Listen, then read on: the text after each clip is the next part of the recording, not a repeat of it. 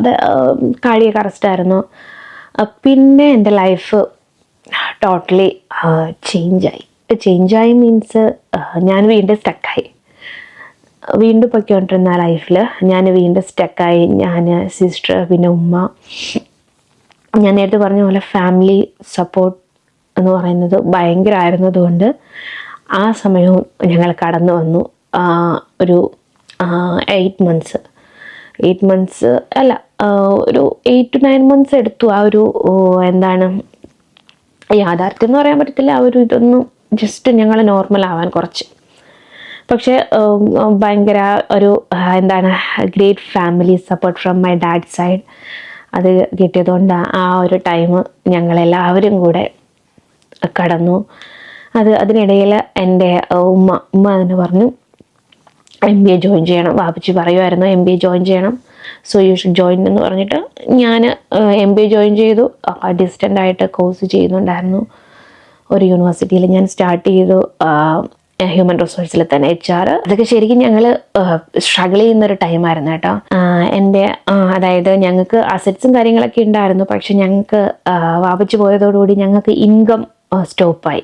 കാരണം ഞങ്ങളുടെ ഉണ്ടായിരുന്ന അസറ്റ്സ് ഒക്കെ, അതായത് പ്രോപ്പർട്ടീസ് ആയിട്ടായിരുന്നു, അതിൽ നിന്ന് വരുന്ന ഇൻകം കുറച്ച് നാളായിട്ട് ഞങ്ങൾക്ക് ഇല്ലായിരുന്നു. അത് കുറച്ച് റബ്ബറും കാര്യങ്ങളൊക്കെ ഇട്ടിരിക്കുന്നു. അത് കുറച്ച് നാൾ കഴിഞ്ഞിട്ടേ പിന്നെ ഇൻകം ആയി തുടങ്ങുന്ന ഒരവസ്ഥയായിരുന്നു.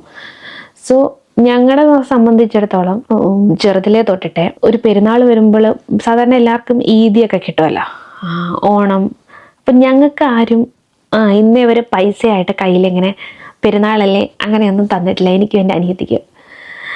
അത് എന്താണെന്ന് എനിക്കറിയില്ല, ഒരു പക്ഷേ ഞങ്ങൾക്ക് അതിൻ്റെ ആവശ്യമില്ലാന്ന് തോന്നിയിട്ടായിരിക്കാം, ഐ ഡോണ്ട് നോ. അപ്പോൾ ഞങ്ങൾ വീട്ടിൽ നിന്ന് ഞങ്ങളുടെ ആവശ്യങ്ങളെല്ലാം നടത്തുന്ന ആള് വാപ്പച്ചിയായിരുന്നു. അത് ഈ കയ്യിലില്ലെങ്കിൽ അത് നടത്തിത്തരും. He was a man like that. അങ്ങനെ പെട്ടെന്ന് എന്താണ്, ഒരുപാട് കാര്യങ്ങൾ ഞങ്ങളുടേത് സ്റ്റോപ്പായി. അങ്ങനെ ഞാൻ ജോയിൻ ചെയ്തു, പാർട്ട് ടൈം ആയിട്ട് ജോയിൻ ചെയ്തു. ക്ലാസ്സസൊക്കെ ഓൺലൈനിലായിരുന്നു. അത് കഴിഞ്ഞ് എൻ്റെ ക്ലാസ്സസൊക്കെ നടന്നുകൊണ്ടിരിക്കുന്നതിനിടയിൽ തന്നെ ഞങ്ങളുടെ കാര്യങ്ങളൊക്കെ ഞങ്ങളുടെ ഫാമിലി മെമ്പേഴ്സായിരുന്നു ആ ടൈമിൽ നോക്കിക്കൊണ്ടിരുന്നത്. കാരണം ഞങ്ങൾ ഫിനാൻഷ്യലി ആ ടൈമിൽ കുറച്ച് സ്ട്രഗിൾ ചെയ്യുന്ന ടൈമായിരുന്നു. വാപ്പച്ചി പോയ ഒരു അറൗണ്ട് നോക്കുവാണെങ്കിൽ ഒരു 6 to 8 months എന്ന് വേണമെങ്കിൽ പറയാം. ആ ഒരു ടൈമിൽ ഞങ്ങൾ നന്നായിട്ട് സ്ട്രഗിൾ ചെയ്യുന്ന ടൈമായിരുന്നു അത്. അപ്പോൾ ഫാമിലി സപ്പോർട്ട് ഭയങ്കരമായിരുന്നു. ഈവൻ ഫിനാൻഷ്യലി, മെൻ്റലി ഒന്നും എനിക്ക് പറയാനില്ല. കാരണം സ്റ്റിൽ ഞാൻ ആ ടൈമിനെ പറ്റി ആലോചിക്കുമ്പം from my dad side I am telling, family support ഭയങ്കരമാണ് സ്റ്റിൽ. ഇപ്പോൾ റീസെൻ്റ്ലി തന്നെ ഞാൻ കഴിഞ്ഞ ഇയറിൽ ഞാൻ ട്രാവൽ ചെയ്തിട്ടുണ്ടായിരുന്നു. അപ്പോഴും എന്താ പറയുക, ട്രാവൽ ചെയ്യുമ്പോൾ ഞാൻ ഒറ്റയ്ക്ക് മോളെ ഇവിടെ ആക്കിയിട്ട് എനിക്ക് പെട്ടെന്നൊരു മെഡിക്കൽ കണ്ടീഷൻ ഉണ്ടായിട്ട് ഞാൻ ട്രാവൽ ചെയ്തിട്ടുണ്ടായിരുന്നു. എൻ്റെ ഉമ്മ ഇവിടെ ആയിരുന്നു, ഞാൻ ഒറ്റയ്ക്കാണ് പോയത്. ഞാൻ ഇവിടെ വന്നിട്ട് തിരിച്ചു ഉമ്മയോട് പറയുമായിരുന്നു, സ്റ്റിൽ വാപ്പച്ചി ഇല്ല, പക്ഷെ അവർ ട്രീറ്റ് ചെയ്യുന്നത് their own child. I don't have any words for that actually. Okay, അങ്ങനെ അത് കഴിഞ്ഞ് കുറച്ച് ഞാൻ എൻ്റെ സ്റ്റഡീസൊക്കെ ഏതാണ്ട് പാർട്ട് ടൈമായിട്ട് ഞാൻ ചെയ്യുന്നുണ്ട്. പിന്നെ അതിനിടയിൽ നമ്മൾ ആ സ്ട്രഗിളിൽ കൂടെ കടന്നു പോകുന്ന ടൈമിൽ എനിക്ക് ഞാൻ മാരേജ് ചെയ്യൂല, കല്യാണമേ വേണ്ട എന്ന് പറഞ്ഞിരുന്ന ഒരാളാണ് കേട്ടോ ഞാൻ. കാരണം കല്യാണം അങ്ങനെയുള്ള ഒരു സംഭവത്തിനോടൊന്നും വലിയ താല്പര്യം ഇല്ലാതെ നിൽക്കുന്ന, അത് ഞാൻ പിന്നെയുള്ള വേറെ വീഡിയോസിൽ, ഫ്യൂച്ചർ വീഡിയോയിൽ വേണമെങ്കിൽ ഞാൻ അതിനെപ്പറ്റി ഡീറ്റെയിൽ ആയിട്ട് പറയാം. ഓക്കെ, അങ്ങനെ എന്ത് പറ്റി, അങ്ങനെ ഞാൻ പാർട്ട് ടൈമായിട്ട് MBA ചെയ്ത് മുന്നോട്ട് പോയിക്കൊണ്ടിരിക്കുമ്പോൾ എനിക്കൊരു മാട്രിമോണി വീട്ടിൽ, ഐ സ്റ്റിൽ റിമെമ്പർ, എനിക്ക് കുഞ്ഞുമ്മ കല്യാണം വിളിക്കാൻ വന്നപ്പോഴത്തേനും ചോദിച്ചു എങ്ങനെയാണ് കല്യാണം റെഡിയായത് എന്നൊക്കെ ചോദിച്ചു. പറഞ്ഞു മാട്രിമോണി വഴിയാണ് കല്യാണം റെഡിയായത്. അത് ഏതാ മാട്രിമോണി, എൻ്റെ ഫോണിലൊന്ന് എടുത്തു തരുമോ എന്നൊക്കെ പറഞ്ഞിട്ട് ഉമ്മയുടെ ഫോണിൽ, എൻ്റെ അല്ല ഉമ്മയുടെ ഫോണിൽ. അങ്ങനെ ഉമ്മ പറഞ്ഞു നടന്ന് എന്നെ കൊണ്ട് മാട്രിമോണി എടുപ്പിച്ചു കൊടുത്ത് എൻ്റെ പ്രൊഫൈലും ക്രിയേറ്റ് ചെയ്ത് കുറച്ച് കഴിഞ്ഞപ്പോൾ അന്ന് രാത്രി പ്രൊഫൈൽ ക്രിയേറ്റ് ചെയ്ത് അന്ന് രാത്രി എനിവേ അതൊക്കെ പോട്ടെ, അത് ഞാൻ പിന്നെ പറയാതെ, വീഡിയോ നല്ല ലോങ് ആയി പോകും. ഞാൻ കുറച്ച് ഡീറ്റെയിൽ ആവുന്നതിൻ്റെ പ്രശ്നമാണത്. അങ്ങനെയാണ് ഞാൻ ഷാനുവിനെ കല്യാണം കഴിക്കുന്നത്. അതെ, അങ്ങനെ കുറച്ച് മാസങ്ങൾക്ക് ശേഷം മാട്രിമോണി വഴി സംഭവിച്ച സംഭവമാണ് ഞാനും ഷാനുവും. അങ്ങനെ ഞങ്ങൾ കല്യാണം കഴിക്കുന്നു, ഞങ്ങൾ ദുബായിലേക്ക് മൂവ് ചെയ്യുന്നു. സ്റ്റിൽ ഞാൻ കോഴ്സ് ചെയ്യുമായിരുന്നു. അവിടെ ചെന്ന് ഞാൻ ജോബ് ഹണ്ട് സ്റ്റാർട്ട് ചെയ്തു. ജോബ് ഹണ്ട് സ്റ്റാർട്ട് ചെയ്ത അറൗണ്ട് ഒരു 1 ഇയർ എടുത്തു ഞാൻ ദുബായിൽ ജോബ് കണ്ടുപിടിക്കാൻ. ഇറ്റ് വാസ് കാരണം എൻ്റെ 20s ഫുള്ള് സ്ട്രഗിൾ മാത്രമല്ല, ഞാൻ ഇവോൾവ് ചെയ്തത് എൻ്റെ 20സിലാണ് ശരിക്കും. കാരണം ഞാൻ ഇന്നലെ എൻ്റെ ഫ്രണ്ടിനോടും എൻ്റെ സിസ്റ്ററിനോടൊക്കെ പറയുമായിരുന്നു, ഞാൻ എൻ്റെ 20s ശരിക്കും സൈനിങ് ഓഫ് ചെയ്യുമ്പോൾ ഭയങ്കര പ്രൗഡാണ്. കാരണം ഞാൻ ഒരുപാട് ഇവോൾവ് ചെയ്യാനായിട്ട് എൻ്റെ 20s ഹെൽപ്പ് ചെയ്തിട്ടുണ്ട്. ഒരു പക്ഷെ ഉണ്ടായ സാഹചര്യങ്ങളായിരിക്കാം, സമ്മർദ്ദങ്ങളായിരിക്കാം, എനിവേ. കാരണം ഐ സ്റ്റിൽ റിമെമ്പർ, ഞാൻ നേരത്തെ ഒരു പോയിന്റ് പറഞ്ഞില്ലേ, ഞങ്ങൾക്ക് പെരുന്നാളിന് പോലും ആരും 100 രൂപയോ 50 രൂപയോ ഒക്കെ കയ്യിൽ തന്ന് ഗിഫ്റ്റ് തരാറുണ്ട്. ഗിഫ്റ്റൊക്കെ കിട്ടിയിട്ടുണ്ട്, അതായത് ചെറിയ ചെറിയ ഗിഫ്റ്റ്, അങ്ങനത്തെ പൈസയായിട്ട് ആരും ഞങ്ങളുടെ കയ്യിൽ തന്നിട്ടില്ല. അപ്പോൾ വാപ്പച്ചി പോയപ്പോൾ വീട്ടിൽ ആൾക്കാരൊക്കെ വരുമല്ലോ, family members, long family members. അടുത്ത ഫാമിലി മെമ്പേഴ്സ് ഒന്നും ഞങ്ങൾക്ക് അങ്ങനെ. അപ്പം ലോങ് ഫാമിലി മെമ്പേഴ്സ് വരുമ്പോൾ ഞങ്ങളുടെ കയ്യിൽ എൻ്റെ ഒരു എൻ്റെ mama from my mom side കുറച്ച് നോട്ട് പൈസ കെട്ടുകൾ, ഇപ്പം കുറച്ച് പൈസ എൻ്റെ കയ്യിൽ തന്നു. അപ്പച്ചി മരിച്ച് കുറച്ച് മാസങ്ങൾ കഴിഞ്ഞപ്പോൾ ഉള്ള സംഭവമാണ്. അപ്പോൾ ഞാൻ ഭയങ്കര സ്റ്റക്കായിപ്പോയി. എനിക്കത് ആ സിറ്റുവേഷൻ എങ്ങനെ എനിക്ക് മാനേജ് ചെയ്യണമെന്ന് അറിയില്ല. ആ പൈസ ഞാൻ വാങ്ങണോ വേണ്ടാന്ന് പറയണോ, ഞാൻ ഭയങ്കര കൺഫ്യൂസ്ഡ് ആയിപ്പോയി. അങ്ങനെ ഞാൻ പറഞ്ഞു. അപ്പം അതൊക്കെ എനിക്കൊരു പുതിയൊരു സാഹചര്യമായിരുന്നു. അപ്പോൾ എൻ്റെ കല്യാണമായി എല്ലാം ആയപ്പോൾ ഞാൻ എൻ്റെ അപ്പ എന്നാണ് വിളിക്കുക, എൻ്റെ അപ്പ, വാപ്പയുടെ സിസ്റ്ററിനോട് ഞാൻ പറഞ്ഞു, ഞാൻ കല്യാണം കഴിയുമ്പോൾ, കാരണം എനിക്കന്ന് ജോബില്ല, ഫിനാൻഷ്യലി, കാരണം നമ്മുടെ കയ്യിലൊന്നും പൈസയൊന്നും ഇല്ലാത്ത ടൈമായി. കാരണം ആദ്യമാണ് എൻ്റെ ലൈഫിൽ അങ്ങനെ പൈസ ഇല്ലാത്തൊരു സാഹചര്യം വരുന്നത്. അപ്പോൾ ഞാൻ അപ്പാട് പറഞ്ഞു, ഞാൻ കല്യാണം കഴിഞ്ഞ് അന്ന് നമുക്ക് മറുവീടെന്ന് പറയുന്നുണ്ട്, അതായത് കല്യാണം കഴിഞ്ഞിട്ട് നമ്മൾ പയ്യൻ്റെ വീട്ടിലേക്ക് പോകുന്ന ടൈം. ഞാൻ പറഞ്ഞു, പോകുമ്പോൾ എനിക്ക് കുറച്ച് പൈസ തരണം. അപ്പോൾ ചോദിച്ചാൽ അതെന്തിനാണ് നിനക്ക്? ഞാൻ പറഞ്ഞു, പിന്നെ എനിക്ക് എൻ്റെ കാര്യങ്ങൾ നോക്കണ്ടേ. അപ്പോൾ പറഞ്ഞു, അത് അങ്ങനെയല്ല, അത് കല്യാണം കഴിയുമ്പോഴത്തേന് അങ്ങനെയാണ്, നീ അതിനെപ്പറ്റി ടെൻഷൻ അടിക്കണ്ട. ഞാൻ പറഞ്ഞില്ല, എനിക്ക് വേണം എന്നൊക്കെ പറഞ്ഞൊരു ടൈം ഉണ്ടായിരുന്നു എനിക്ക്. ഓക്കെ, അതൊക്കെ കഴിഞ്ഞ് നമുക്ക് വീണ്ടും ദുബായിലേക്ക് പോവാം. അങ്ങനെ ദുബായിൽ ചെന്നു ഞാൻ ജോബ് ഹണ്ട് സ്റ്റാർട്ട് ചെയ്ത് പെട്ടെന്ന് സ്റ്റാർട്ട് ചെയ്തതിൻ്റെ കാര്യം, എനിക്ക് പെട്ടെന്ന് ജോലി വേണം. പക്ഷെ ഞാൻ അവിടെ എടുത്തൊരു സംഭവം എന്ന് പറഞ്ഞു കഴിഞ്ഞാൽ, എനിക്ക് വേറെ എക്സ്പീരിയൻസ് ഒന്നുമില്ല നാട്ടിൽ. അതെ, ഇതിനിടയിലൊരു സംഭവം ഉണ്ടായി. ഇതിനിടയിൽ ഞാൻ MBA ചെയ്യുന്നതിൻ്റെ കൂട്ടത്തിൽ ഞാൻ ആറ്റിങ്ങൽ ഒരു അക്കൗണ്ടിങ് ഫേമിൽ വർക്ക് ചെയ്യുന്നുണ്ടായിരുന്നു. ഒരു ഇന്റേൺഷിപ്പ് പോലെ ഞാൻ അവിടെ വർക്ക് ചെയ്യുന്നുണ്ടായിരുന്നു. അപ്പോൾ അവിടെ നിന്ന് എനിക്കൊരു എക്സ്പീരിയൻസ് സർട്ടിഫിക്കറ്റ് ഉണ്ടായിരുന്നു. അവിടെ നിന്ന് ഞാൻ ഡിഗ്രി കഴിഞ്ഞ് ഇറങ്ങിയിട്ട് ഞാൻ 1 ഇയർ അക്കൗണ്ടിങ് കോഴ്സും അവിടെ നിന്ന് പാസ്സായി. ഇത് പക്ഷെ വാപ്പച്ചി പോയ ആ ഒരു ടൈമിലായിരുന്നു. വാപ്പച്ചി പോകുമ്പോൾ ഞാൻ കോഴ്സ് കഴിഞ്ഞിറങ്ങി MBAക്ക് ജോയിൻ ചെയ്യാനുള്ള എൻട്രൻസ് എഴുതുന്നതിനിടയിൽ തന്നെ ഞാൻ അക്കൗണ്ടിങ് ഫേമിൽ ആക്ച്വലി ഇന്റേൺഷിപ്പ് ചെയ്യുന്നുണ്ടായിരുന്നു.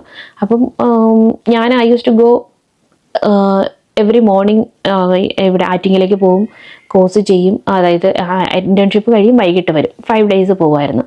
അതായിരുന്നു ചെയ്തുകൊണ്ടിരുന്നത്. അപ്പോൾ അതിനിടയിലാണ് ആക്ച്വലി വാപ്പച്ചി പോകുന്നത്. അപ്പോൾ ആ സർട്ടിഫിക്കറ്റാണ് എൻ്റെ കയ്യിലുള്ളത്. അപ്പോൾ അതുകൊണ്ടിട്ട് അക്കൗണ്ട്സിൽ ജോബ് കിട്ടാൻ ഈസിയാണ് ദുബായിൽ. അതായത് ഈസിയാണെന്നല്ല, അത്രയും HR കിട്ടുന്നതിൻ്റെ അത്രയും ഡിഫിക്കൽട്ട് ഇല്ല അക്കൗണ്ട്സിൽ കിട്ടാൻ. പക്ഷേ എനിക്ക് HR മതി എന്നുള്ള സ്ട്രഗിൾ കാരണം എനിക്ക് അക്കൗണ്ട്സിൻ്റെ ഇതിനൊക്കെ അപ്ലൈ ചെയ്യുന്നതിന് എനിക്ക് ഇൻ്റർവ്യൂ കിട്ടുന്നുണ്ടായിരുന്നു. ഞാൻ പോകുന്നു, എനിക്ക് ജോബും കിട്ടി. അപ്പോഴൊന്നും ആ ഉള്ളിൽ കിടക്കുന്ന ആഗ്രഹം കാരണം എനിക്ക് പറ്റുന്നുണ്ടായിരുന്നില്ല. അപ്പം ഞാൻ അങ്ങനെ വെയിറ്റ് ചെയ്ത് ഒരു 1 ഇയർ സ്ട്രഗിൾ ചെയ്തിട്ടാണ് ഞാൻ HR ജോയിൻ ചെയ്യുന്നത്. ആ struggle, I still remember the struggle. Oh my god, എനിക്കത് ചിന്തിക്കാൻ പറ്റുന്നില്ല. അവിടുത്തെ ചൂടത്തൊക്കെ, അന്ന് കാറൊന്നുമില്ല ഞങ്ങളുടെ കയ്യിൽ. അന്ന് ആ ചൂടത്തൊക്കെ, അന്ന് ഷാർജയിലാണ് ഞങ്ങൾ ഫസ്റ്റ് നിൽക്കുന്നത്. ദുബായിൽ ഇൻ്റർവ്യൂ കിട്ടുമ്പോൾ കുറേയൊക്കെ നടന്ന് ബസ്സിൽ കയറി, അവിടുത്തെ ചൂട് പുറത്ത് ഭയങ്കര പാടാണ് ചൂട് സമയത്ത്. അങ്ങനെ ഇൻ്റർവ്യൂവിന് പോവും. പിന്നെ ഗൂഗിൾ മാപ്പൊക്കെ നോക്കി നടന്ന് വഴി തെറ്റി, പിന്നെ ടാക്സിയൊന്നും ഞാൻ എടുക്കാം, എങ്കിലും എനിക്കൊരു ഉള്ളിലൊരു ഇതാണ്, ഞാനൊന്നും അങ്ങനെ മാക്സിമം അതൊക്കെ വേണ്ട, എങ്ങനെ മിനിമൈസ് ചെയ്യാം, പെട്ടെന്ന് ജോലി കണ്ടെത്താം എന്നൊക്കെയുള്ള ഒരു മൈൻഡിലായിരുന്നു അന്നത്തെ ടൈം. അങ്ങനെ എനിക്ക് ജോബ് കിട്ടി. അറൗണ്ട് 1 ഇയർ സ്ട്രഗിൾ ചെയ്തു ഞാൻ ഒരുപാട്. ഈ സ്ട്രഗിൾ എന്ന് ഞാൻ പറയുമ്പോൾ ഞാൻ അവിടെയൊക്കെ എൻ്റെ സ്കില്ല് പോളിഷ് ചെയ്യുന്നുണ്ടായിരുന്നു. ഓരോ ഇൻ്റർവ്യൂവിന് പോകുമ്പോൾ എനിക്ക് ഇൻ്റർവ്യൂസ് ഒരുപാട് കിട്ടുന്നുണ്ടായിരുന്നു. ജോലി കിട്ടിയതിന് ശേഷം ഞാനും ഷാനും കൂടെ നോക്കിയപ്പോൾ ഞാൻ ആ 1 ഇയറിനകത്ത് I have attend almost 30 or 35 interviews around ഞാൻ അറ്റൻഡ് ചെയ്തിട്ടുണ്ട്. ഞങ്ങളൊരു പ്രാവശ്യം എൻ്റെ ഓർമ്മ ശരിയാണെങ്കിൽ അങ്ങനെയാണ്. അതെ. അപ്പോൾ ഞാൻ ഓരോ ഇൻ്റർവ്യൂവിന് ഞാൻ പോയതും ഞാൻ ഓരോ ലെസൺ ആയിരുന്നു. അതായത് അവർ ചോദിക്കുന്ന ക്വസ്റ്റ്യൻസ്, അതിനെ പറ്റിയിട്ടുള്ള കാര്യങ്ങൾ, അതുപോലെ എനിക്ക് എവിടെയാണ് എൻ്റെ വീക്ക് പോയിൻറ്റ്സ്. കാരണം എല്ലാവർക്കും എക്സ്പീരിയൻസ് വേണം. അപ്പോൾ എൻ്റെ ആകെ കൂടിയുള്ളത് അക്കൗണ്ട്സിൻ്റെ 1 ഇയർ എക്സ്പീരിയൻസ് ആണ്. പിന്നെ എനിക്ക് എന്താണ്, നമ്മൾ പറയുമല്ലോ ഈ ഇൻ്റർവ്യൂ എനിക്ക് എങ്ങനെ കിട്ടിയെന്ന് വെച്ചാൽ, ഇവിടെ എന്നോട് ഇൻ്റർവ്യൂവിന് എക്സ്പീരിയൻസ് ചോദിച്ചു. അപ്പോൾ ഞാൻ പുള്ളിയോട് തിരിച്ച് ചോദിച്ചു, എൻ്റെ മാനേജറോട്, മൈ എക്സ് മാനേജർ, ലൈക്ക് എന്താണ്, ചുവരുണ്ടെങ്കിലല്ലേ ചിത്രം എഴുതാൻ പറ്റുള്ളൂ, ആരെങ്കിലും ജോലി തന്നാലല്ലേ ഈ എക്സ്പീരിയൻസ് എന്ന് പറയുന്ന സാധനം നമുക്ക് ഉണ്ടാവുള്ളൂ. അങ്ങനെ എനിക്ക് ആ ജോലി കിട്ടി. അങ്ങനെ ജോലി കിട്ടി. എൻ്റെ ഫസ്റ്റ് സാലറി 2,900 dirhams, അതായത് അറൗണ്ട് 60,000 rupees ആയിരുന്നു. 60,000 INR ആയിരുന്നു അന്നത്തെ. അങ്ങനെ ഞാൻ ജോലി കിട്ടി, ജോലിക്ക് പോന്നു. ഞാൻ ആഗ്രഹിച്ച എൻ്റെ ഡ്രീം ജോബ് HR ആയിട്ട് കിട്ടി. ഒരു അറൗണ്ട് 1,500 എംപ്ലോയീസ് ഒക്കെ ഉണ്ടായിരുന്നു ആ കമ്പനിയിൽ. 5 മെമ്പേഴ്സുള്ള HR ടീമൊക്കെ ആയിരുന്നു ഞങ്ങളുടേത്. ഭയങ്കര രസമായിരുന്നു. ഞാൻ ഒരുപാട് കാര്യങ്ങൾ ഞാൻ ആ കമ്പനിയിൽ നിന്നാണ് പഠിച്ചത്. ഞാൻ എൻ്റെ സ്കില്ലൊക്കെ ഞാൻ ജോബ് നോക്കുന്ന ടൈമിൽ പോളിഷ് ചെയ്തെടുത്തു. പിന്നെ എനിക്ക് എല്ലാവരോടും ഞാൻ എൻ്റെ എക്സ്പീരിയൻസ്, പേഴ്സണലായിട്ടുള്ള എക്സ്പീരിയൻസ് ആണ് കേട്ടോ ഞാൻ ഈ വീഡിയോയിൽ ഷെയർ ചെയ്യുന്നത്. നിങ്ങളുടെ ലൈഫിൽ ആരെങ്കിലും പറയുവാണ്, നിങ്ങൾക്കൊരു മാറ്റമില്ല, നീ പഴയ ആൾ തന്നെ, നിനക്കൊരു മാറ്റം ഇല്ലടി എന്ന് പറയുവാണെങ്കിൽ, അത് നിങ്ങൾ ദയവ് ചെയ്തെടുക്കരുത്. കാരണം നമ്മൾ ഇവോൾവ് ചെയ്യണം ലൈഫിൽ. നമ്മൾ ഒരിക്കലും പഴയ നമ്മളായിരിക്കാൻ പാടില്ല. ഞാൻ എൻ്റെ ലൈഫിൽ നിന്ന് പഠിച്ച കാര്യമാണ് കേട്ടോ. ആരെങ്കിലും നമ്മൾ പറന്നുകൊണ്ടിരിക്കുന്ന നമ്മളെ ചിറക് വെട്ടാനോ അല്ലെങ്കിൽ നമ്മളോട് പറയുകയാണെങ്കിൽ അത് നിങ്ങളുടെ നല്ലതിന് വേണ്ടിയല്ല, നമ്മുടെ നല്ലതിന് വേണ്ടിയിട്ടല്ല ശരിക്കും. ഞാൻ ഒരുപാട് ഇവോൾവ് ചെയ്ത ആളാണ്. ഞാൻ എൻ്റെ അതായത് എൻ്റെ ടീനേജ് കഴിഞ്ഞ് എൻ്റെ 20 സ്റ്റാർട്ട് ചെയ്ത ഞാനും ഈ 20s സൈനിങ് ഓഫ് ചെയ്യുന്ന ഞാനും തമ്മിൽ ഒരുപാട് ചേഞ്ച് ഉണ്ട്. ഞാൻ എപ്പോഴും ശ്രദ്ധിച്ചിട്ടുള്ള, അതായത് ഞാൻ എപ്പോഴും ട്രൈ ചെയ്തിട്ടുള്ള ഒരു കാര്യമാണ്, സ്കില്ലായാലും കരിയർ ആയാലും ഫാമിലി ആയാലും, ഞാൻ ഒരു വർക്ക് ലൈഫ് ബാലൻസ് കറൻ്റ്ലി ഭയങ്കര പെർഫെക്റ്റ് അല്ല, നന്നായിട്ട് കൊണ്ടുപോകാൻ പറ്റുന്ന ഒരു സാഹചര്യത്തിലാണുള്ളത്. കാരണം അത് ചുമ്മാ നമ്മുടെ കയ്യിലേക്കൊന്നും വരില്ല. നമ്മളതിന് വേണ്ടിയിട്ട് ശ്രമിക്കണം. ഞാൻ ഭയങ്കരമായിട്ട് ഹാർഡ് വർക്ക് ചെയ്യുന്ന ആളാണ്, ചെയ്തിട്ടുള്ള ആളാണ്. ഞാൻ ഒരുപാട് ഇവോൾവ് ആയിട്ടുണ്ട്. അതായത് എൻ്റെ ഒരു 10 ഇയർ എന്ന് ഞാനിപ്പോൾ ഈ പറയുന്ന വീഡിയോയിലുള്ളതിൽ ഞാൻ ഒരുപാട് ഇവോൾവ് ആയത് എനിക്കുണ്ടായ സാഹചര്യങ്ങളും, പിന്നെ ഞാനിപ്പം കരിയറായിട്ടുള്ള ഇൻ്റർവ്യൂസിൻ്റെ കാര്യങ്ങൾ പറഞ്ഞാൽ തന്നെ ഞാൻ എൻ്റെ സ്കില്ല് എപ്പോഴും മോഡിഫൈ ചെയ്യാൻ അല്ലെങ്കിൽ പോളിഷ് ചെയ്യാൻ ശ്രദ്ധിച്ചിട്ടുണ്ട്. അതെന്നെ ഒരുപാട് ഹെൽപ്പ് ചെയ്തിട്ടുണ്ട്. അതുപോലെ തന്നെ ഈവൻ ഫാമിലി ആയിട്ടുള്ള, അതായത് ഫാമിലി കാര്യങ്ങളാണെങ്കിൽ പോലും ഞാൻ അതായത് ഇപ്പോൾ ഫാമിലി കാര്യങ്ങളെന്ന് നമുക്ക് പറയുമ്പോൾ ബിഫോർ മാരേജും ആഫ്റ്റർ മാരേജും പറയുള്ളൂ. അത് എല്ലാവരുടെ ലൈഫിലും എല്ലാവർക്കും അറിയാം. അതൊരു 2 ഫേസ് ഓഫ് ലൈഫ് തന്നെയാണ് ശരിക്കും പറഞ്ഞു കഴിഞ്ഞാൽ. അപ്പോൾ അതിലും ഇതൊന്നും കരിയറും സ്ട്രഗിൾ ഉണ്ടാവും, ഫാമിലി ലൈഫ് ആണെങ്കിലും സ്ട്രഗിൾ ഉണ്ടാവും. അതൊക്കെ കഴിഞ്ഞ് നമ്മൾ കുറച്ച് സമയം എടുക്കും അതിനൊരു ട്രാക്കിലേക്ക് വരാൻ. ഞാൻ ചെറുതിലേ തൊട്ടെ ഞാൻ പറഞ്ഞല്ലോ, എല്ലാവരുടെ വേ ഓഫ് പാരൻറ്റിങ് ഡിഫറെൻ്റ് ആയിരിക്കും. നമുക്ക് കിട്ടിയിട്ടുള്ള ഇത് ഉണ്ടാവും. എല്ലാവരും പെർഫെക്റ്റ് ആയിരിക്കും എന്നല്ല ഞാൻ പറയുന്നത്. വേ ഓഫ് പാരൻറ്റിങ് ഡിഫറെൻ്റ് ആയിരിക്കും. അപ്പോൾ അതിനനുസരിച്ചായിരിക്കും ആ ചിൽഡ്രൻസും റൈസ്ഡ് ആവുന്നത്. ശരിക്കും പറഞ്ഞാൽ ഇൻസ്റ്റിറ്റ്യൂഷൻ ഓഫ് മാരേജ് തന്നെ അങ്ങനെയാണ്. 2 പേര് ഒന്നിക്കുക, ഡിഫറെൻ്റ് ആയിട്ടുള്ള 2 ആൾക്കാർ. ഞങ്ങളും അങ്ങനെ ഒന്നിച്ച ആൾക്കാരാണ് കേട്ടോ. ഞങ്ങൾ 2 ഡിഫറെൻ്റ് ആയിട്ടുള്ള പേഴ്സ്പെക്റ്റീവിലുള്ള, 2 ഡിഫറെൻ്റ് ഒപ്പീനിയൻസിലുള്ള, 2 ഡിഫറെൻ്റ് ചിന്താഗതി, എല്ലാം ഡിഫറെൻ്റ് ആയിട്ടുള്ള ആൾക്കാർ. അങ്ങനെ ഞങ്ങൾ സ്മൂത്തായിട്ട് ലൈഫ് ഇപ്പോൾ കൊണ്ടുപോകുന്ന ഒരു സ്റ്റേജിലാണ് ശരിക്കും ഞങ്ങൾ ഉണ്ടാകുന്നത്. ഞങ്ങൾ ഒരുപാട് സ്ട്രഗിൾ ഞങ്ങൾക്ക് ഉണ്ടായിരുന്നു. അതെന്നൊക്കെ ഞങ്ങൾ ഒരുപാട് മനസ്സിലാക്കി. അണ്ടർസ്റ്റാൻഡിങ് ആണ് മെയിൻ, അഡ്ജസ്റ്റിനേക്കാളും കൂടുതൽ. ശരിക്കും അണ്ടർസ്റ്റാൻഡ് ചെയ്തിട്ട് സക്സസ്ഫുള്ളി, ഞാൻ അങ്ങനെ തന്നെ പറയും, successfully happily ever after run ചെയ്തുകൊണ്ടിരിക്കുന്ന ഒരിതാണ്. കരിയറും അതുപോലെ തന്നെയാണ്, ഫാമിലി ലൈഫ് അതുപോലെ തന്നെയാണ്. അപ്പോൾ അതിനകത്ത് പറയാനാണെങ്കിൽ ഒരുപാടുണ്ട്. ഈ വീഡിയോയിലൊരു ഇപ്പം എത്ര മിനിറ്റ് ആയെന്ന് എനിക്ക് പിടിയില്ല. ഈ ഹാഫ് ആൻ അവറിലൊന്നും അതിനെപ്പറ്റി തീരില്ല. പക്ഷെ സ്ട്രഗിൾസ് ഒരുപാടുണ്ടായിരുന്നു. അപ്പോൾ ചെറുതിലെ തൊട്ടിട്ട് വീട്ടിൽ പാപ്പച്ചി പറഞ്ഞ കുറച്ച് 1-2 കാര്യങ്ങളുണ്ട്. ഒപ്പീനിയൻസ്, നമുക്ക് എപ്പോഴും ഒപ്പീനിയൻസ് ഉണ്ടാവുക, ഗോൾസ് ഉണ്ടാവുക, ഫോക്കസ് ചെയ്യുക. പിന്നെ അഭിപ്രായം നമ്മൾ ആരുടെ മുന്നിലും പറയുക. പേടി എന്ന് പറയുന്ന സാധനം നമുക്ക് ജീവിതത്തിൽ ആവശ്യമില്ല. പറയുന്ന കാര്യങ്ങൾ തെറ്റാണെങ്കിൽ അത് തെറ്റാണ്, നിങ്ങൾ പറഞ്ഞ അഭിപ്രായത്തോട് എനിക്ക് തെറ്റാണ് എന്ന്, അത് നമ്മുടെ വയസ്സിന് അഭിപ്രായങ്ങൾ പറയുന്നതിന് വയസ്സില്ലെന്നാണ് പറഞ്ഞിട്ടുള്ളത്. അതായത് എത്ര 60 വയസ്സായാലും 70 വയസ്സായാലും ഉപ്പമാരോട് വരെ ആണെങ്കിലും ഉപ്പമാരോട് പോലും പ്രായം കുറഞ്ഞ കുഞ്ഞുങ്ങൾക്കായാലും അവർക്ക് വോയിസ് ഉണ്ട് അഭിപ്രായം പറയാനുള്ളത്. ആ ഒപ്പീനിയൻസ് നമുക്ക് പറയാം. ഇപ്പം ഞങ്ങളുടെ വീട്ടിൽ അങ്ങനെയാണ് കേട്ടോ, ആയിരുന്നു. ഇപ്പോഴും പാപ്പച്ചിയില്ല, ഇപ്പോഴും അങ്ങനെ പറയാൻ ഞങ്ങൾ വഴക്കുണ്ടാക്കാറുണ്ടായിരുന്നു. പറഞ്ഞ് ശരിയല്ല എന്നൊക്കെ പറഞ്ഞ് ഞങ്ങൾ അടി ഉണ്ടാക്കിയിട്ടുണ്ട്, ഡിബേറ്റ് ചെയ്തിട്ടുണ്ട്. മിക്കപ്പോഴും ഞങ്ങളുടെ ഡിസ്കഷൻ ഇത് മസ്റ്റായിരുന്നു പാപ്പച്ചിയുള്ളപ്പോൾ. ഒരു ടൈമെങ്കിലും ഞങ്ങൾ ഒരുമിച്ചിരുന്ന് ഫുഡ് കഴിക്കുക, സംസാരിക്കുക, എല്ലാ കാര്യങ്ങളും അതിനെപ്പറ്റി ഒപ്പീനിയൻസും ഡിസ്കഷൻസ് ഒക്കെ, ബിസിനസ് ഐഡിയാസ്, അങ്ങനെയുള്ള കാര്യങ്ങളുടെയൊക്കെ സംസാരങ്ങളൊക്കെ ആയിരുന്നു. ഞങ്ങൾ ഒരുപാട് തർക്കിക്കുമായിരുന്നു. തർക്കം എന്നുള്ളതിൻ്റെ ഇംഗ്ലീഷ് വാക്കാണല്ലോ ഡിബേറ്റ്. എന്ന് വെച്ച് കഴിഞ്ഞാൽ അത് തർക്കിക്കുന്നതെന്ന് പറഞ്ഞ് ഡിബേറ്റ് ചെയ്യുമായിരുന്നു. ചില ടോപ്പിക്സ് ഒക്കെ എടുത്തിട്ട് അതങ്ങനെയല്ല, അതെന്തുകൊണ്ട് ഇങ്ങനെ ആയിക്കൂടാ, അങ്ങനെ ആയിക്കൂടാ എന്നൊക്കെയുള്ളൊരു, അങ്ങനെ ഭയങ്കര രസമായിരുന്നു. ഞങ്ങൾ ചെറുതിലേ തൊട്ടിട്ടേ അങ്ങനെയുള്ളൊരു രീതിയിലാണ്. അപ്പോൾ അതാണ് നമ്മൾ ഒബ്വിയസ്ലി നമുക്കറിയാമല്ലോ, മാരേജ് കഴിയുമ്പോഴുള്ള ഒരു ലൈഫ് ഡിഫറെൻ്റ് ആയിരിക്കും. അപ്പോൾ ശരിക്കും നമുക്ക് ഗേൾസിനെ സംബന്ധിച്ചിടത്തോളം ആർക്കും എടുത്തു നോക്കി കഴിഞ്ഞാൽ അറിയാൻ പറ്റുമായിരിക്കും. നമുക്ക് ആ മാരേജ് കഴിയുമ്പോഴായിരിക്കും നമ്മളൊരു പുതിയ വീട്ടിലേക്ക് മെർജ് ആവുമ്പോഴാണ് നമുക്ക് മനസ്സിലാവുന്നത് എന്താണ് ആ ഒരു വ്യത്യാസം എന്നുള്ളത്. കാരണം അപ്പോൾ എനിക്കും കുറച്ച് പാടായിരുന്നു. എല്ലാവർക്കും അങ്ങനെ, ഞാൻ എൻ്റെ ഒരുപാട് ഫ്രണ്ട്സ് ഉണ്ട്, ഒരുപാട് പേരെടുത്ത് ഞാൻ കേട്ടിട്ടുമുണ്ട്, ഞാൻ ചോദിച്ചിട്ടുമുണ്ട്. അപ്പം അങ്ങനെയുള്ള അഭിപ്രായ വ്യത്യാസങ്ങളും കാരണങ്ങളും ഒക്കെ ഉണ്ടായിരുന്നു. mid-20s കഴിഞ്ഞിട്ട്, ഒരു mid-20s 25th ആ ഒരു ടൈമൊക്കെ കഴിഞ്ഞപ്പോഴാണ് ഞാൻ ശരിക്കും അത് ശരിക്കും എനിക്കൊരു ഇവോൾവ്മെൻ്റ് ആയിരുന്നു. കാരണം എല്ലായിടത്തും നമുക്ക് പറയുന്നിടത്തൊക്കെ ഒപ്പീനിയൻസ് പറയുന്നതും, പിന്നെ എന്നെ അറിയുന്നവർക്കറിയാം ഞാൻ ഭയങ്കര ട്രാൻസ്പെറൻ്റ് ആയിട്ടുള്ളൊരു ആളാണ്. എൻ്റെ ഒരു mid-20s ഒക്കെ കഴിഞ്ഞപ്പോഴാണ് എനിക്ക് മനസ്സിലായി തുടങ്ങിയത്, ഇല്ല, നമുക്ക് എല്ലായിടത്തും അഭിപ്രായങ്ങൾ പറയേണ്ട ആവശ്യമില്ല. നമുക്ക് വേണ്ടപ്പെട്ടവരടുത്ത് നമുക്കിപ്പം എല്ലാവരും വേണ്ടപ്പെട്ടവരാണെന്ന് പറഞ്ഞാൽ എല്ലാവരും നമുക്ക് അങ്ങനെ ആവണമെന്നില്ലല്ലോ. അപ്പോൾ നമുക്ക് വാല്യൂ തരുന്നിടത്ത്, അല്ലെങ്കിൽ നമുക്ക് വാല്യുബിൾ ആണെന്ന് തോന്നുന്നിടത്ത് തിരിച്ചു അവർക്ക് നമ്മളുടെ അടുത്ത് ആ വാല്യൂ ആണെന്ന് വാല്യുബിൾ ഉണ്ട് എങ്കിൽ അങ്ങനെയുള്ളവരോട് മാത്രം മതി. അല്ലാത്ത കാര്യങ്ങളൊക്കെ ലീവ് ഇറ്റ്.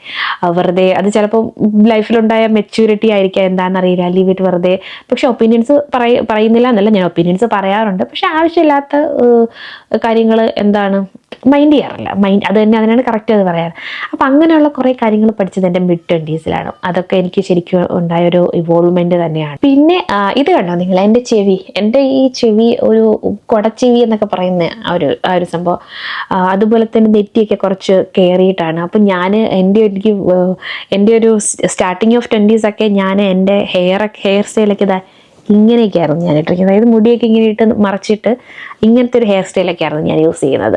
ഈ സൈഡൊക്കെ അതുപോലെ ഇങ്ങനെ ഇറക്കി ഇങ്ങനെയൊക്കെ സൈഡ് ഇങ്ങനെയൊക്കെ എത്തിച്ചിട്ട് ഒക്കെ ഉള്ളൊരു ഹെയർ സ്റ്റൈലായിരുന്നു. കോൺഫിഡൻസ് കുറവായിരുന്നു. കോൺഫിഡൻസ് അല്ല, ഒരു എന്താ പറയുക, ഒരു ഇതായിരുന്നു. അപ്പോൾ അതിൽ നിന്നൊക്കെ ഒരുപാട് ഇവോൾവായി. ഇപ്പോൾ ഞാനായിരുന്നെങ്കിൽ ഞാനിങ്ങനെ ചെവിയൊക്കെ ഇങ്ങനെ മറച്ച് അങ്ങനെയൊക്കെ ആയിരുന്നു ഇരുന്നത്. അപ്പം അതൊക്കെ എനിക്കുണ്ടായൊരു ഇവോൾവ്മെൻ്റ് ആണ്. അതുപോലെ തന്നെ കളറിൻ്റെ കാര്യത്തിൽ നമ്മൾ അറിയാമല്ലോ, നമ്മുടെ നാട്ടിൽ പഠിച്ച് വളർന്ന് വരുമ്പോഴത്തേന് കുറേ കാര്യങ്ങൾ സ്കൂളിലായാലും കോളേജിലായാലും ബുള്ളിങ്, അതുപോലെ കുറേ കാര്യങ്ങൾ അത് ഇനി ഫാമിലീസിലായാലും നമ്മൾ ഒബ്വിയസ്ലി ഒരുപാട് ആൾക്കാരൊക്കെ അതൊക്കെ ഉണ്ട്. അതങ്ങനെയാണ്. പക്ഷെ പിന്നെയാണ് അപ്പം അതൊക്കെ ഒരുപാട് ഇവോൾവ്മെൻ്റ് ആണ് കേട്ടോ. ഇപ്പം അതൊന്ന് കല്ലിവല്ലി, അന്നൊക്കെ കുറച്ചൊക്കെ ഹേർട്ടൊക്കെ ആയിട്ടുണ്ട്. പിന്നെ അതൊക്കെ കല്ലിവല്ലി. അതൊക്കെ എനിക്ക് ആ ഇവോൾവ്മെൻറ്റും ഒക്കെ എനിക്ക് ഈ ഒരു 20s തന്നെയാണ്. എൻ്റെ 20s ശരിക്കും ഭയങ്കര വണ്ടർഫുൾ ആയിരുന്നു. അത് കഴിഞ്ഞൊരു അറൗണ്ട് 2 year ആയപ്പോൾ ഞങ്ങൾ വേറൊരു ബിസിനസ് പ്ലാനൊക്കെ ആയിട്ട് ഞാൻ ആ ജോബിൽ നിന്ന് റിസൈൻ ചെയ്തു. അറൗണ്ട് ഒരു 2 year കഴിഞ്ഞിട്ടാണ് റിസൈൻ ചെയ്യുന്നത്. അതെ, സ്റ്റിൽ റിമെമ്പർ. എന്താണ്, ഞാൻ റിസൈൻ ചെയ്തിട്ട് ഞാനിങ്ങനെ നിൽക്കുകയാണ്. ഞങ്ങളൊരു ബിസിനസ് പ്ലാനും കാര്യങ്ങളൊക്കെ ആയിട്ട് ഇങ്ങനെ സംസാരിച്ച് ഞാനും ഷാനും ഞങ്ങളൊക്കെ ആയിട്ട് നിൽക്കുമ്പോൾ one of my family member ഞാനിങ്ങനെ റിസൈൻ ചെയ്ത കാര്യം അറിഞ്ഞിട്ട് ഹൗ ദേ റിപ്ലൈഡ്, അത് നന്നായല്ലോ അത് ചെയ്തത്, 60,000 രൂപയ്ക്കൊക്കെ ആരാ ജോലിക്ക് അല്ലെങ്കിൽ പോയിട്ട് അതിന് എന്താ പോക്കറ്റ് മണിക്കുള്ള പൈസ പോലും കിട്ടില്ലല്ലോ, പിന്നെ എന്തിനാ അത് മുഖത്ത് നോക്കി നമ്മളോട് പറയുമ്പോൾ നമുക്കുണ്ടാവുന്ന ഹേർട്ടാവുന്ന ഒരു ഇതുണ്ടല്ലോ. എൻ്റെ പൊന്നു, ഓ മൈ ഗോഡ്, എനിക്കത് പറയാൻ വയ്യ. ഞാനിപ്പോഴും അത് ഞാനത് അതിനെപ്പറ്റി ചിന്തിക്കാറില്ല. അത് വേറെ കാര്യം. ആ ഒരു ടൈമിൻ്റെ കാര്യം ഞാനിങ്ങനെ പറഞ്ഞപ്പോൾ അത് ഓർത്തതാ. യെസ്, ഞാൻ അന്ന് 60,000 റുപ്പീസിന് വേണ്ടിയിട്ടാണ് ജോലി ചെയ്തത്. ആണ് അന്നത്തെ കാലം, അന്ന് അതായിരുന്നു എൻ്റെ ഫസ്റ്റ്. പക്ഷേ ഞാനെപ്പോഴും എന്നോട് പറഞ്ഞൊരു സംഭവമുണ്ട്. ഞാൻ MBA ചെയ്യുന്ന ടൈമായിരുന്നു അന്ന്. ഞാൻ പഠിച്ചുകൊണ്ടിരുന്നപ്പോൾ ഞാൻ ജോബ് ചെയ്യുമായിരുന്നു. അന്ന് ഞാൻ 60,000 റുപ്പീസ് ഏൺ ചെയ്യുന്നുണ്ടായിരുന്നു. എനിക്ക് അന്ന് 24 വയസ്സായിരുന്നു. അതെ, എനിക്കന്ന് 24 വയസ്സായിരുന്നു. 24 വയസ്സിലാണ് എനിക്ക് 60,000, അതായത് ഞാൻ ഗ്രാജുവേഷൻ കഴിഞ്ഞ് മാസ്റ്റേഴ്സ് ചെയ്തോടെ നിന്നപ്പോൾ കിട്ടിയ ജോലിക്കാണ് എനിക്ക് 60,000 റുപ്പീസ്. ഓക്കെ, പക്ഷേ അവർ കമ്പയർ ചെയ്തിരുന്നത് 32 വയസ്സുള്ള ആളിൻ്റെ സാലറി, അല്ലെങ്കിൽ 29 വയസ്സുള്ള ആളിൻ്റെ സാലറിയും 24 വയസ്സുള്ള ആളിൻ്റെ സാലറിയും ആയിട്ടാണ്. പക്ഷെ അത് എനിക്കത് നോട്ട് ചെയ്തു. ഞാൻ വൈ എൻ്റെ സാലറി അങ്ങനെ. അപ്പോൾ എനിക്കതിന് ആൻസർ ഉണ്ട്. കാരണം എൻ്റെ ഫസ്റ്റ് ജോബാണ്, എൻ്റെ ഫസ്റ്റ് ജോബിൻ്റെ സാലറിയാണത്. നമ്മൾ മുന്നേക്ക് പോകുമ്പോൾ, നമ്മുടെ എക്സ്പീരിയൻസ് കൂടുമ്പോൾ, നമ്മുടെ സ്കിൽസ് നമ്മൾ പോളിഷ് ചെയ്തെടുക്കുമ്പോൾ ആണ് നമുക്ക് നമ്മുടെ സാലറി ഹൈക്ക് ഉണ്ടാവുന്നത്. പക്ഷെ ഞാൻ അവിടെ ശ്രദ്ധിച്ചൊരു കാര്യം, അന്ന് എനിക്ക് കോളേജിൽ നിന്ന് ഇറങ്ങിയപ്പോൾ എനിക്കൊരു 9,500 കിട്ടിയ ഓഫർ ഉണ്ടല്ലോ ടാറ്റയിലെ ഇൻഷുറൻസ് സെക്ഷനിൽ. അന്ന് വാപ്പച്ചി എന്നോട് പറഞ്ഞ വാക്കുണ്ടല്ലോ, നീ 9,500 രൂപ സാലറി എന്നുള്ളൊരു ഈ കോഴ്സ് MBA ചെയ്യാമല്ലോ നിനക്ക്, അപ്പോൾ കുറച്ചുകൂടെ സാലറി കിട്ടുമല്ലോ. പക്ഷെ അങ്ങനെയല്ല, പഠിച്ചിറങ്ങുന്ന എനിക്കോ പറയാനുള്ള, നിങ്ങൾക്ക് മാസ്റ്റേഴ്സ് ചെയ്യണമെങ്കിൽ ചെയ്യാം. ഇതും എൻ്റെ ലൈഫിൽ ഞാൻ പഠിച്ച ലെസണാണ്.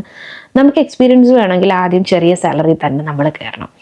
ആ ചെറിയ സാലറി നിന്നുകൊണ്ട് നമ്മൾ കാര്യങ്ങൾ പഠിച്ച് നമ്മുടെ നാട്ടിലെ എഡ്യൂക്കേഷൻ സിസ്റ്റം നമ്മൾ പഠിച്ചിറക്കുന്നത് നമ്മളെ കറക്റ്റ് പ്രോപ്പറായിട്ട് ഒരു ജോബ് ചെയ്യുന്ന രീതിയിലല്ല. നമുക്ക് ജോബിന് കയറി എക്സ്പീരിയൻസ് കിട്ടിയാണ് നമ്മുടെ സ്കിൽസൊക്കെ അപ്പോഴാണ് ശരിക്കും പറഞ്ഞു കഴിഞ്ഞാൽ റെഡി ആവുന്നത് ആ ഒരു കറക്റ്റ് ജോബിന് വേണ്ടിയിട്ട്. അത് കഴിഞ്ഞാണ് നമുക്ക് സാലറി ഹൈക്ക് ഉണ്ടാവുന്നത്.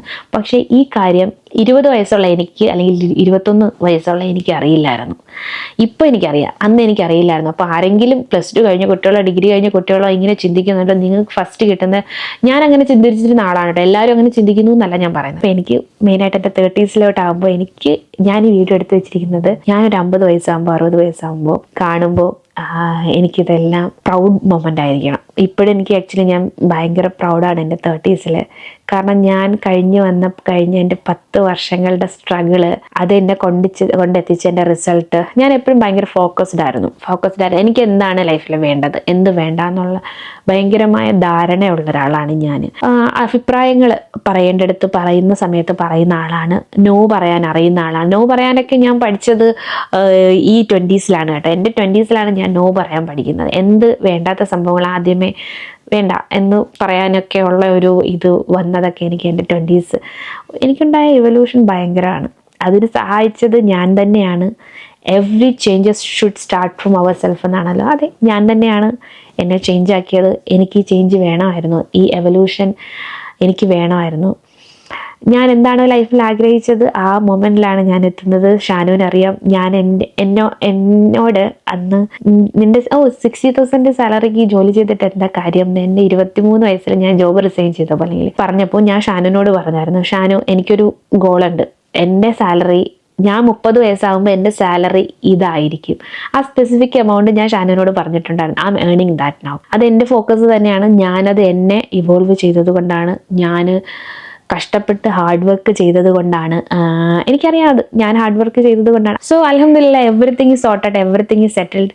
അപ്പോൾ എനിക്ക് ഞാൻ പറഞ്ഞല്ലോ, എനിക്ക് ഈ വീഡിയോ കൊണ്ട് ഞാൻ മെയിനായിട്ട് എടുത്ത എക്സ്പീരിയൻസ് ഷെയർ ചെയ്തതിൻ്റെ കാര്യം, ആരെങ്കിലും ലൈഫിൽ സ്റ്റക്കാണെങ്കിൽ ഡോണ്ട് വെറി, നിങ്ങളെ ഇവോൾവ് ചെയ്യുക.